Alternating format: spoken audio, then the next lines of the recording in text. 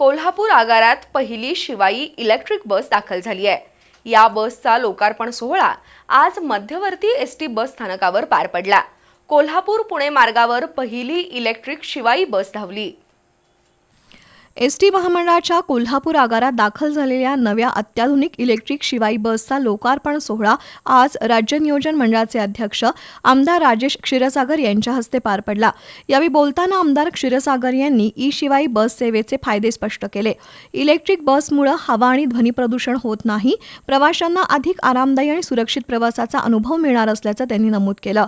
या बसमुळे इंधन बचत, पर्यावरण संरक्षण आणि सार्वजनिक वाहतुकीला चालना मिळणार असल्यानं कोल्हापूर आगाराला आणखी ई बसेस मिळाव्यात यासाठी परिवहन मंत्र्यांकडे पाठपुरावा करू अशी ग्वाही दिली। कार्यक्रमाला अनंत कुलकर्णी, अनिल मेहतर, भानुदास मदने, अतुल मोरे, आगार व्यवस्थापक गणेश कोळी यांच्यासह एसटीचे अधिकारी आणि प्रवासी उपस्थित होते।